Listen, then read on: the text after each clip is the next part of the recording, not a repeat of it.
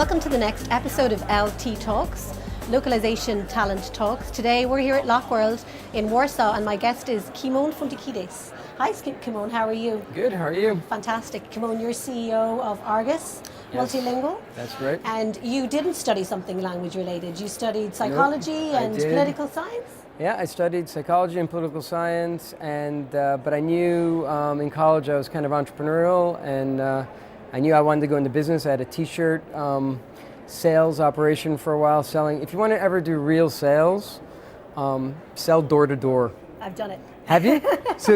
But like, can you imagine just like knock on the door? Hi, it's me. I have something. Do you want it? And will you take money for that? And so I did that, and but then I ended up sort of falling into the industry. It was just not planned in any way. Okay, and I'm always intrigued by that because part of this is really just to demonstrate that you don't need to have a background in language now, especially as we've evolved as an industry, that you can fall into it, and there's been so many successful careers like your own where people have done that. So tell me a little bit about the journey. How did it start? Where are you now? Okay, so after the t-shirt sales business. No, I ended up just moving to Europe. I wanted to go, so I grew up in the US and I went to college in the US. But right after college, Eastern Europe was opening up and I thought I'd go back there, actually come to Eastern Europe and see if I could do some business because it was just after the fall of communism. So I ended up in Krakow, Poland, which is here. And I ended up setting up a bunch of different things, but the interesting thing was, I learned the language along the way and I sort of had like a translation thing on the side, but I literally was trying to set up lots of other businesses that didn't work out, that failed. But at some point I realized, holy cow, this thing is like, if this keeps growing and maybe I should invest my time and energy in this, and so that's what I did. And so yeah, completely not trying to be in this business, I ended up here. Wow, and that was started when? 1996. 1996, and today you're how many offices and? We're basically we're in the U.S. and in Poland, and we have about 140 people. So. Okay. And how's that in terms of, obviously as a CEO of the company, you've managed managers that are trying to find and source talent in different locations. What do you think is the biggest challenge that we face or that you face within your role as CEO for growth? Well, I'll say in terms of talent, yes, in terms of talent is, well, first of all, I'll say talent is the number one thing that matters. We have nothing else in this business other than what's in people's heads. And so, we don't have like big, warehouses full of machines, and we're basically, it's the experience that the people have that make actually the quality of our service. So getting that, I'd say, is the top priority. It's not an easy thing to do, and it's really comes, in my opinion, you have to get really experienced people. People have been on the front lines. I prefer people with experience generally. I mean, that's from the localization industry, yeah. For sure. Across the board, regardless if it's operationals or if it's yeah, I've tried. I would even say I've had this discussion lots of times about salespeople. I much prefer to have a salesperson that worked in operations that wants to move over to sales. Okay.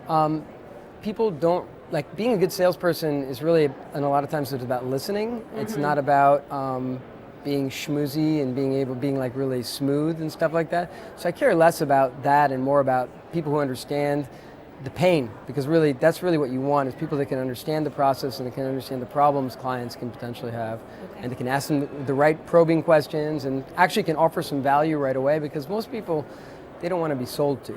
Yeah, they don't want to be sold to. And what about bringing in people that maybe from verticalized space? So I know you as an agency do a lot in life science, and that's highly regulated, obviously. Yes.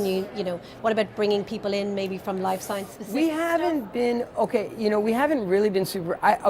Honestly, if I think about it, I'd say some of our clients, they would be great employees because they really know the business, but that hasn't really happened for us. I mean, it's basically would be looking for people that actually, have the experience, that have serviced life science clients. But you're absolutely right, having that vertical experience is very important. And if if this is meant for somebody to sort of like, what's a takeaway for somebody looking for work, I'd say getting sort of very specific experience is more valuable than being a generalist. So I think getting like a life science experience is really going to be valuable. Good. And us as an industry, in terms of talent, do you think that there's any initiatives that we should have together to support? Because we have gaps, right? I mean, we have shortages of people, especially if we're all looking from the same talent pool. What do you think we can do to kind of... I don't really have a clear-cut answer for that. I think education is a big thing. I'll tell you one thing that I like to see. There's a lot more of these. Well, there's the Monterey Institute out in California.